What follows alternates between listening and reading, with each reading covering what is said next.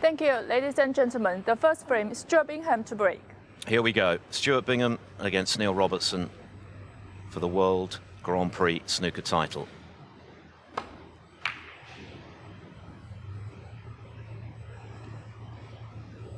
Stage is set. Neil folds for what should be a cracking match, and Stuart Bingham's form this week in particular has been a revelation. It has. I don't know where it's come from, quite honestly. I didn't see him necessarily being in this final, but we know what he's capable of. He's been a world champion, be it 10 years ago. Neil Robertson, the man he's playing 15 years ago, but it's a while since these two have locked horns, and you know, they've played in some pretty big matches, but not since the Welsh Open final in 2019, 6 years ago. So maybe that's just a reflection on Bingham not really coming to the top table that often since then. But he's beaten 3 of the top 5 in the world, including Judd Trump. That was yesterday. As for Neil Robertson, his sublime performance, I thought, against an in-form Shaun Murphy was the pick of all of the snooker, really, I think we've seen this week.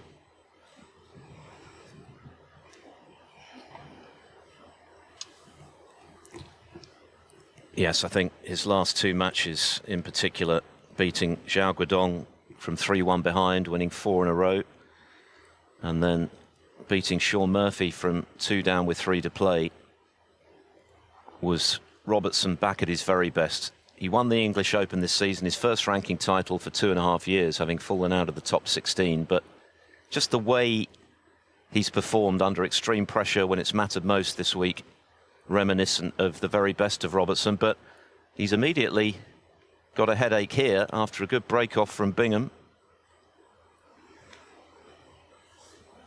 I think the problem is the red that's gone up the table and is covered by the brown, isn't it? It means he can't get back to bulk. He can't play the containing shot at this end with the red below the black. He's got to try and find the bottom red here, which it looks like he's done well enough.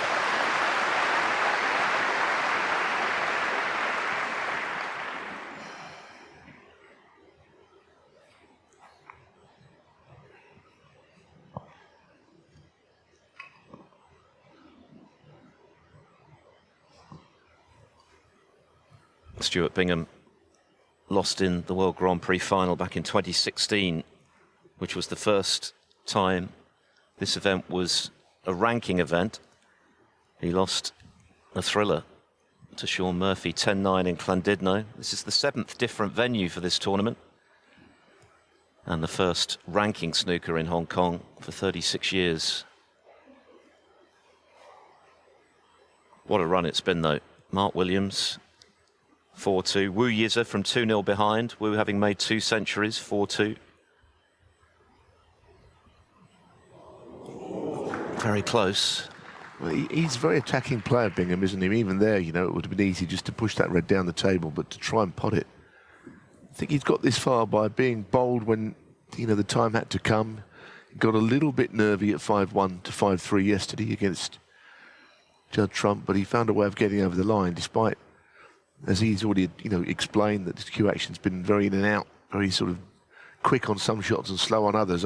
It's pretty noticeable, actually, with Bingham, that not every shot has got the same repetitive cue action at the moment, but, you know, he's got there on skill. I think just the talent that he's got has kind of managed to see him through that, a few odd moments.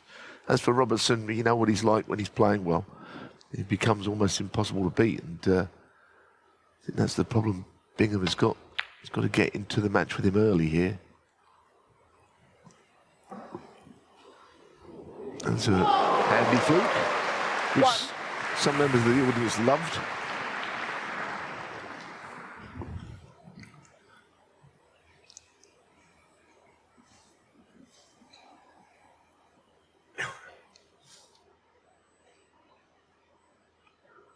Already knocked in to launch the century break to beat Murphy in the decider yesterday was arguably the shot of the week, given what was riding on it.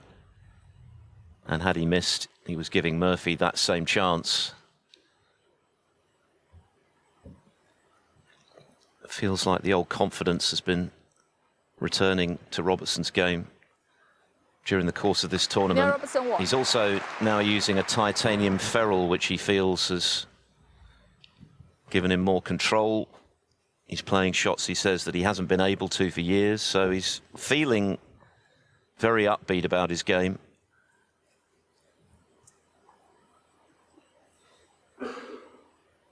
Stuart Bingham, on the other hand, as Neil has indicated, has actually been quite downbeat, even after he beat Mark Selby from 2 down with 3 to play, talking about this problem he's had with being able to pause on the backswing for certain shots, and he's engaged the services of a hypnotherapist in a bid to try and sort that out. It's a problem he says he's had before and then went away and has come back again, but it hasn't prevented him not only getting to this final, but beating the very best to do so.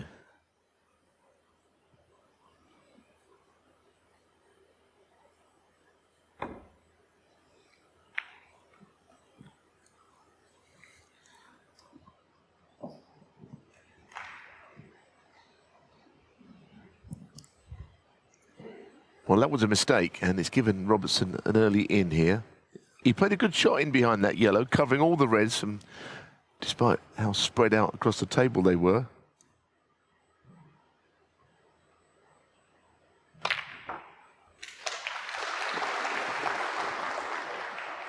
One.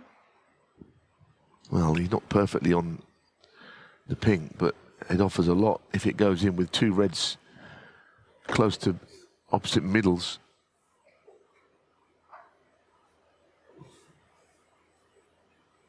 It's very hard to continue where you left off, I think, at this game. I think 2 instances of that. Robertson was flying at the end of the Murphy match, but of course he's circumspect at the start of this one, understandably.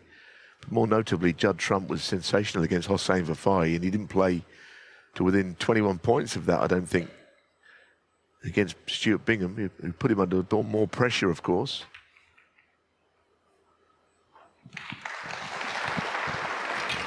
But it is true to say that, you know, one day you might finish brilliantly, and it doesn't mean you're going to feel exactly the same at the beginning of the next day. That is snooker for you. And he's faced with an awkward little shot here to middle. Is the queuing that's tricky. He should get it, but cue will come into bulk and back out.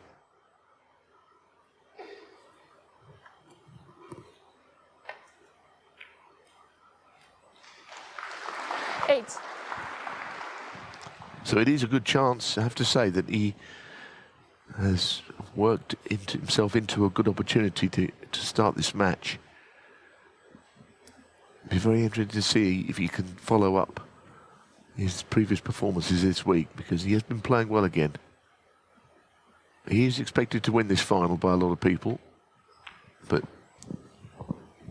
Judd Trump was expected very strongly to beat Stuart Bingham and didn't. So you don't know. 13. He won this title back in 2020 when it was staged in Cheltenham, the February edition. Beat Graham Dott, runner-up to O'Sullivan the following year. 14. Going for a 25th ranking title today. He's 7th on the all-time list in that regard. He'd move to within 1 of Mark Williams if he does walk away with the crown. Of course, he's already confirmed as being a seed for the Crucible, which was still in some doubt at the start of this week.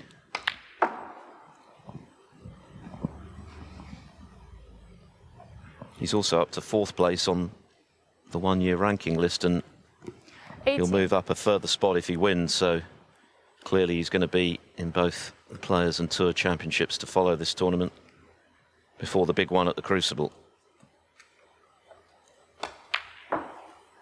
19. And who knows, given the way he's now started to play, maybe this is the year that Robertson finally makes a serious impression in Sheffield, which he hasn't done for a very long time. He's only been in 1 semi-final there since he won the title 15 years ago. 26.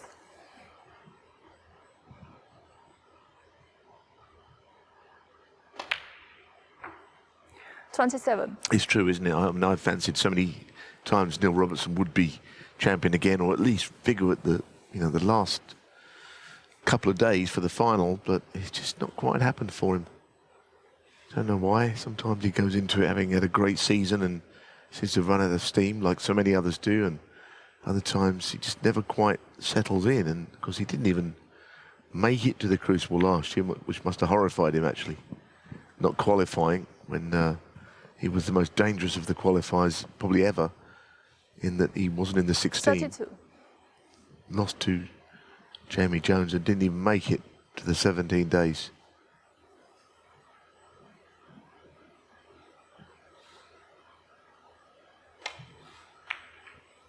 It's all behind him now, although 33. This break seems to have come to an abrupt end.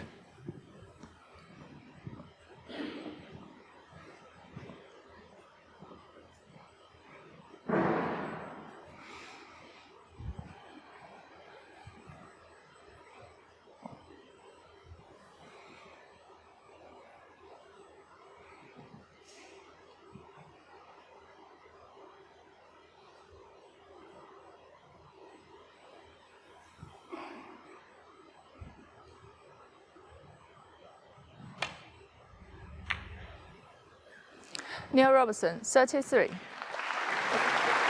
Well, Bingham will be pleased there because, I know that he has not really had a chance, but he probably saw that as frame over. But Robertson, he's just very circumspect at the moment. He's not quite in the flow.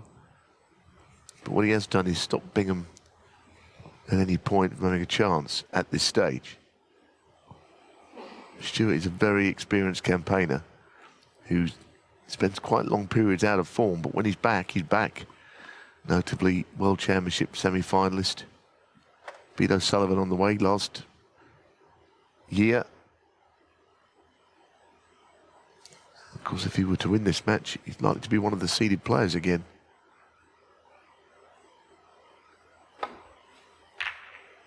Wow, that is a very, very expansive safety shot. It's a fantastic one as well. Look at that for a shot. He's basically said to Neil Robertson, I want to open this frame up. And he's done it. That's a brilliant safety shot.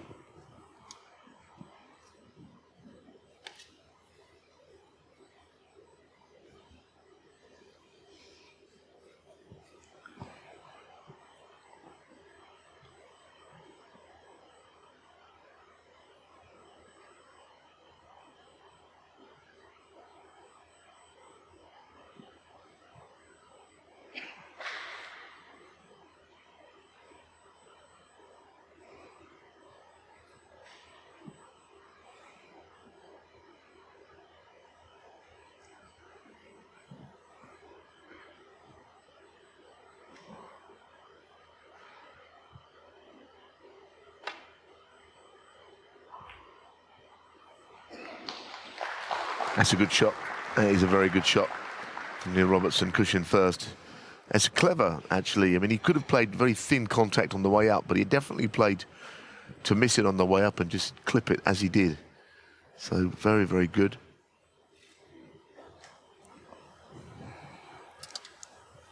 Stuart Bingham only just got into this tournament. He was 30th on the one-year list at the cut-off. He hadn't been to a ranking quarter-final all season.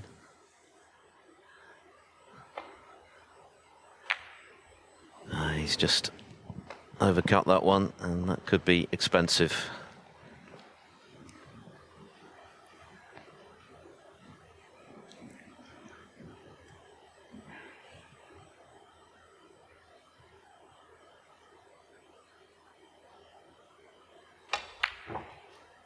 One.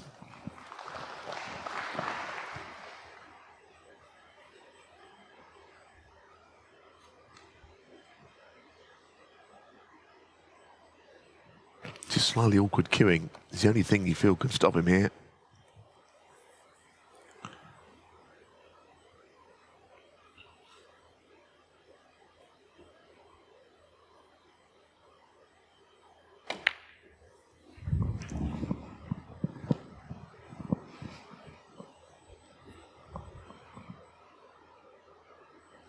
8.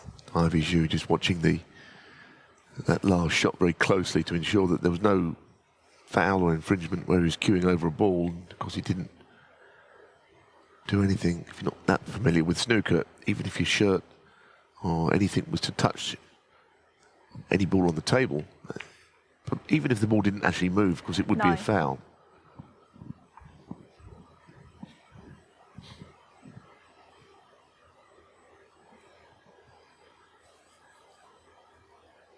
So he'll be 50 in front when this is potted. There's still 75 on, and he knows that, you know, he's got to ensure that he finishes the job here, because he had a couple of chances, but he's very, very watchful early, isn't he, in this frame?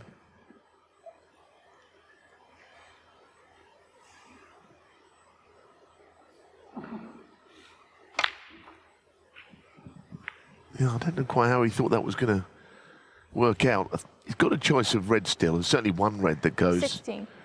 But he was always going to screw off the cushion into that ball. So he's a little bit more awkwardly placed on this than he might have been. But it's not stopping him. 17. So this looks to be 1-0 Australia anyway, in the Australia-England clash here, because Robertson has basically dominated this frame. Bingham had a couple of half chances, but nothing more than a half chance at best, I would say.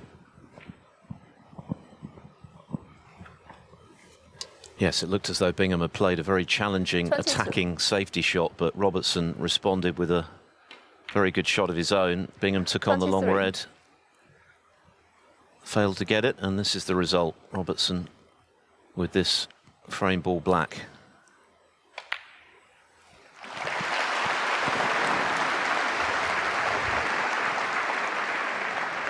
$30. 31.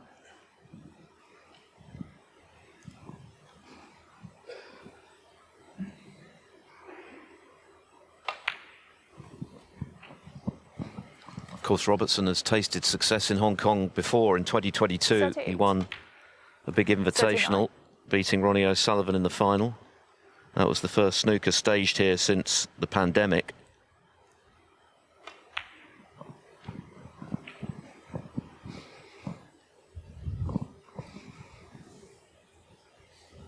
$45.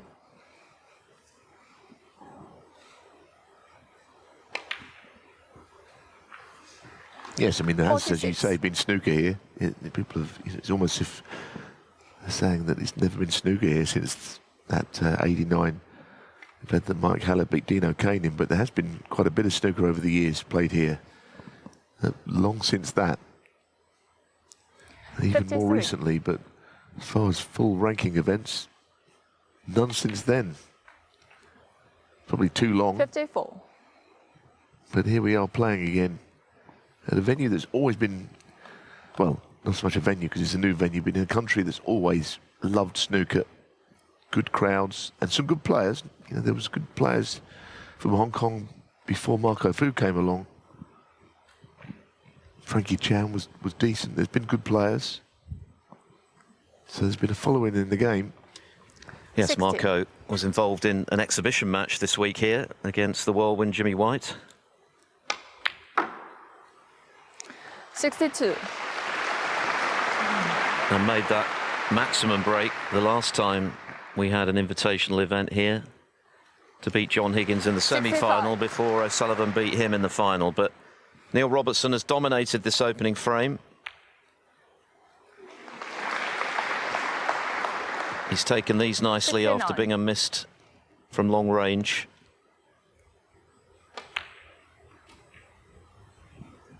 $74.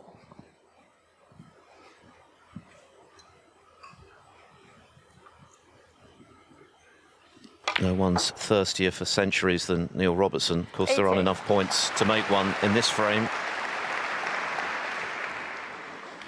But he'll be pretty happy with the way he's queuing early in this final. 87 and a frame. 87, Robertson. a nice clearance from Neil Robertson. Stuart Bingham not troubling the scorers in our first World Grand Prix final frame. but there's a possible